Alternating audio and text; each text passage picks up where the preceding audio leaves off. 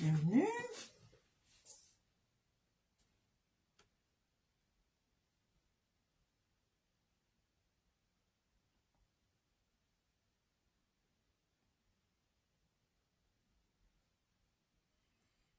Bienvenue, bienvenue. On va parler un peu de droit. Oui, hein. Pas de repos pour les braves, hein. Alors, aujourd'hui, je vais vous parler du tribunal des conflits. Alors, le tribunal des conflits, c'est une juridiction paritaire, c'est-à-dire une juridiction qui est composée en nombre égal de conseillers d'État et de magistrats de la Cour de cassation et qui est chargée de gérer ou alors plus exactement de trancher les conflits de compétences entre les deux ordres de juridiction que sont la juridiction ou les juridictions administratives et les juridictions judiciaires. Donc clairement, le tribunal des conflits, c'est une juridiction qui est chargée de trancher les litiges entre l'ordre judiciaire et l'ordre administratif. En gros, le tribunal des conflits, c'est comme un arbitre. Donc, c'est une juridiction unique, donc qui est chargée en outre de prévenir les dénis de justice. Dénis de justice, le mois dernier, j'ai fait une petite fiche sur la définition du déni de justice. Donc, je vous invite à faire un tour sur la page. C'est vraiment dans les dernières vidéos. Hein. Je crois que c'est en 3e, 4e position. Vous allez voir, vous allez découvrir, apprendre ce que c'est que le déni de justice. Donc, c'est la mission supplémentaire du tribunal des conflits. Donc, deux rôles principaux attribués au tribunal des conflits. Donc,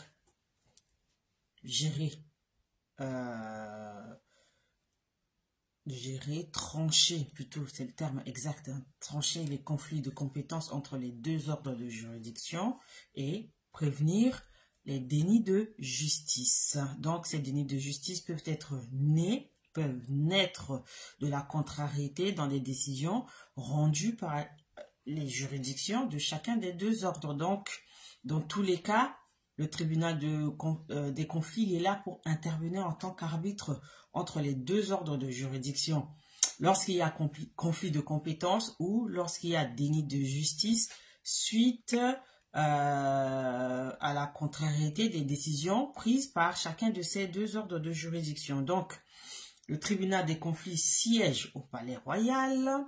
Donc, pour ceux qui habitent à Paris,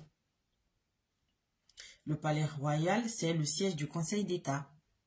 Donc, le tribunal des conflits siège au sein des locaux du Conseil d'État. Donc, pour avoir visité le Conseil d'État, c'est un bâtiment assez impressionnant, notamment la salle des conflits.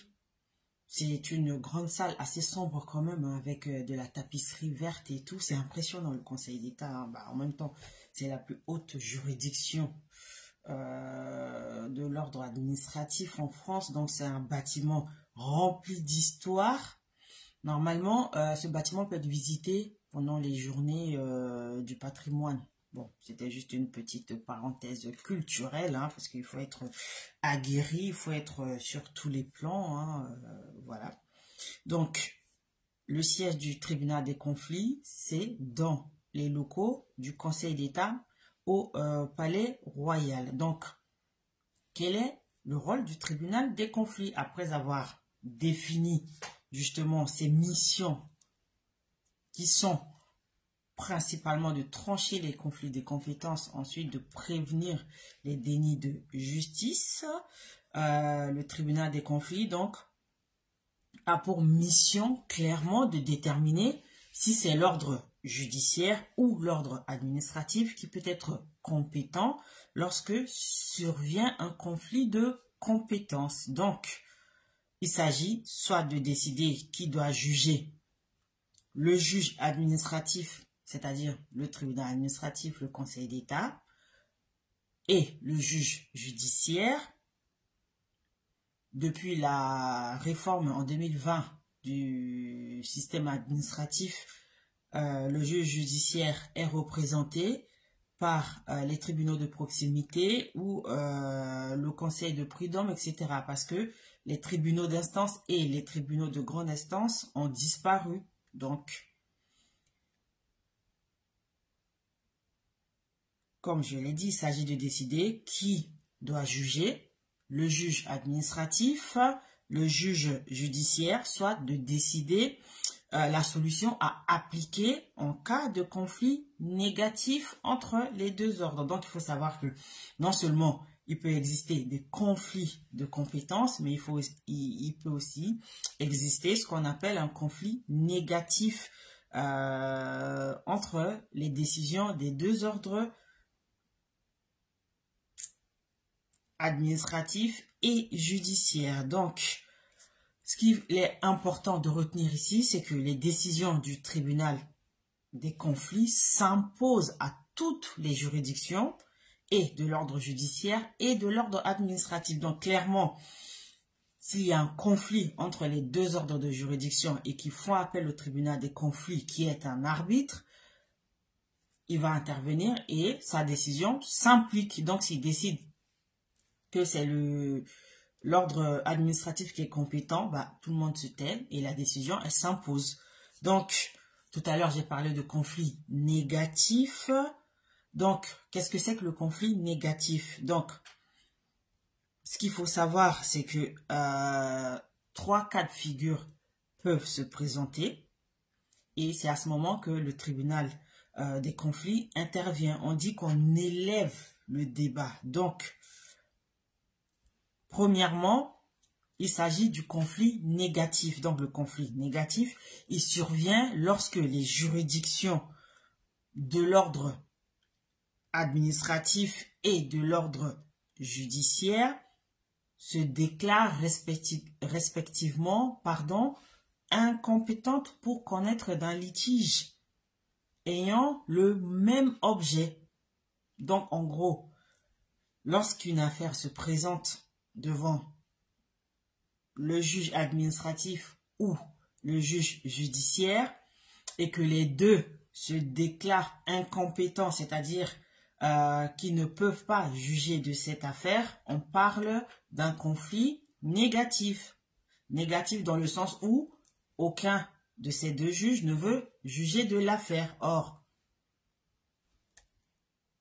pour faire justice, il faut bien que quelqu'un s'y colle, il faut bien que quelqu'un examine l'affaire pour aboutir à une décision. Donc, à ce moment-là, on peut élever le conflit au niveau du tribunal des conflits et dire, bah, écoutez, on n'arrive pas à se décider, donc on s'en remet à votre décision. Vous décidez qui de nous deux, du juge judiciaire ou du juge administratif, doit trancher cette affaire. Dans ce cas-là, on parle de conflit négatif parce que justement, aucun de ces deux juges ne se déclare compétent. Ensuite, il y a aussi son corollaire qui est le conflit positif. Donc, un conflit est dit positif entre les deux ordres de juridiction lorsque le représentant de l'État dans le département ou la collectivité estime que la connaissance d'un litige ou d'une question préjudicielle portée devant une juridiction de l'ordre judiciaire relève de la compétence de la juridiction administrative. Donc, en gros, c'est une sorte de conflit, de combat ou de dispute lorsque, justement, le représentant de l'État estime que c'est à la juridiction administrative de connaître d'un litige alors que l'affaire est déjà portée devant le juge judiciaire. Donc là, on parle de conflit positif. Et la troisième situation, c'est la question préjudicielle. Donc, pour faire simple, hein, c'est lorsque pendant un litige, bah, une difficulté sérieuse survient quant à la détermination justement de la compétence. Donc là, on parle de questions préjudicielles. Et je préfère rester sur cette définition globale parce que cette partie, elle est très compliquée et ça, elle s'adresse spécialement aux juristes, à ceux qui sont vraiment dans le milieu du droit. Donc, pour la culture générale, il faut juste savoir qu'une question préjudicielle est liée à une difficulté par rapport à la détermination d'une compétence. Point. Ça s'arrête là. Donc, comment saisir le tribunal des conflits? Quels sont les modes de saisine en droit? On dit saisine d'un tribunal. Donc, c'est la saisine d'un tribunal. Donc, comment se passe la saisine du tribunal des conflits? Alors, le tribunal des conflits peut être saisi des décisions définitives, donc qui sont rendues par les juridictions administratives et judiciaires dans les instances qui sont introduites devant ces deux juridictions. C'est-à-dire que lorsque le juge administratif ou le juge judiciaire rend son jugement, à ce moment-là, le tribunal des conflits peut être saisi pour intervenir. Donc, ces instances concernent justement des litiges portant sur le même objet.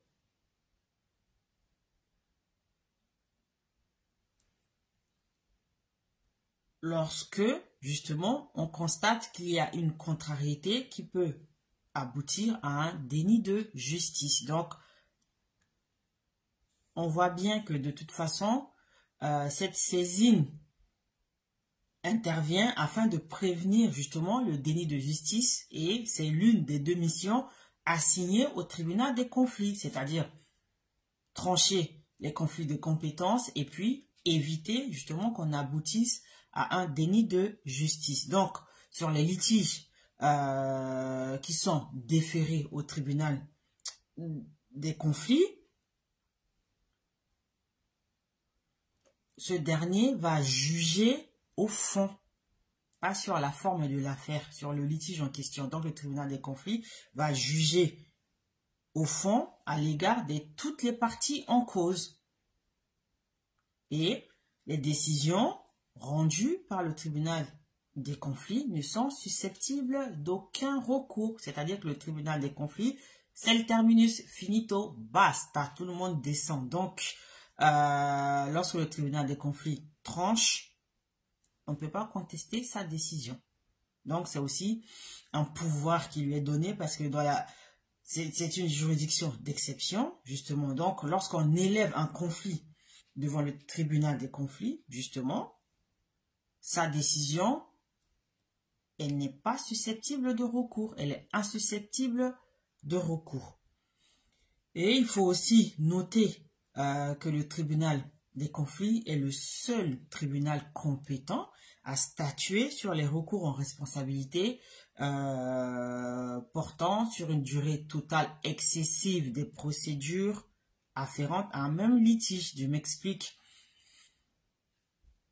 Lorsqu'une affaire doit être jugée et qu'elle traîne de façon anormale, à ce moment-là, le seul juge capable justement de décider, donc de condamner la juridiction parce qu'elle a pris beaucoup de temps à statuer, c'est le tribunal des conflits. Donc on voit bien que c'est vraiment un tribunal d'exception, mais qui a un pouvoir, qui a un rôle important dans le rendu de la justice. Et c'est important dans une société qu'il y ait des délais raisonnables, comme je l'avais dit dans une vidéo. Pour que justice soit faite, il faut que les décisions soient rendues dans des délais raisonnables. Autrement, on aboutit à un déni de justice. Donc, à ce moment-là, c'est le seul tribunal compétent qui peut statuer sur la responsabilité concernant une durée excessive des procédures relatives à un même litige.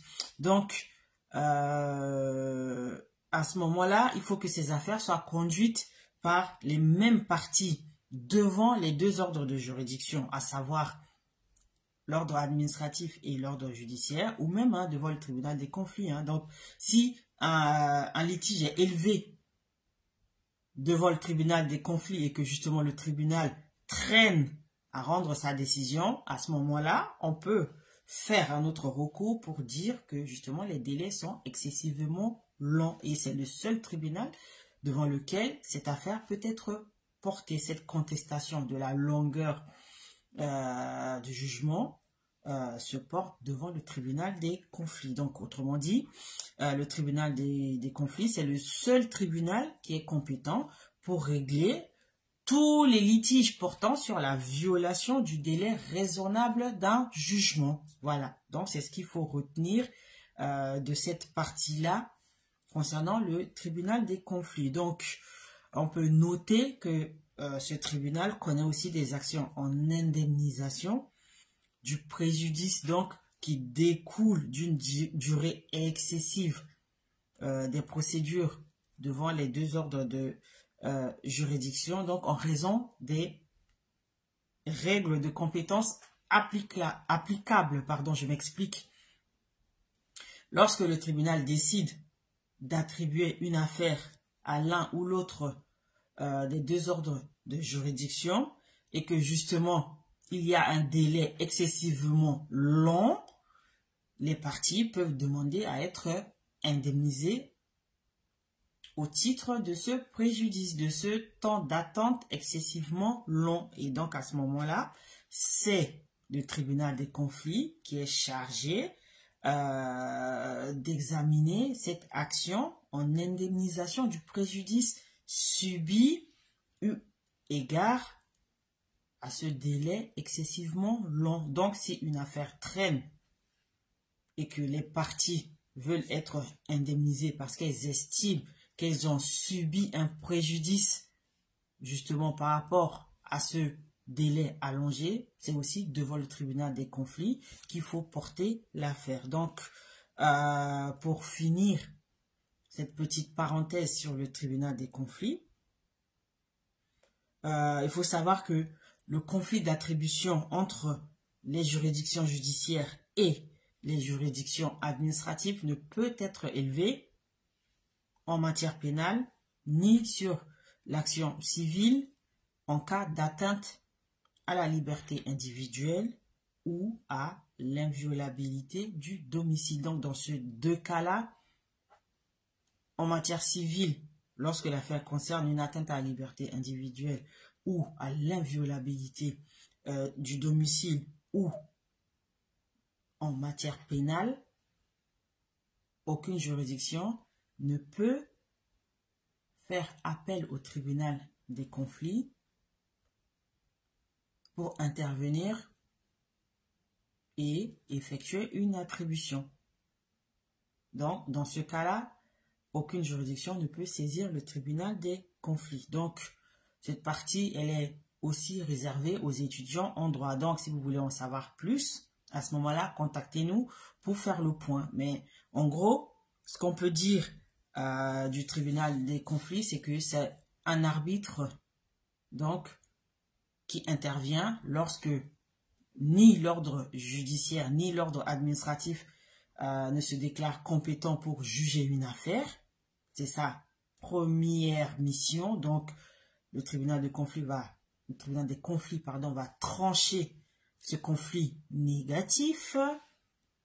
Ou alors, lorsque clairement la juridiction administrative veut s'attribuer la compétence d'une affaire alors que la juridiction judiciaire est déjà saisie, on parle de conflit positif et à ce moment-là, le tribunal des conflits va intervenir donc pour trancher le litige.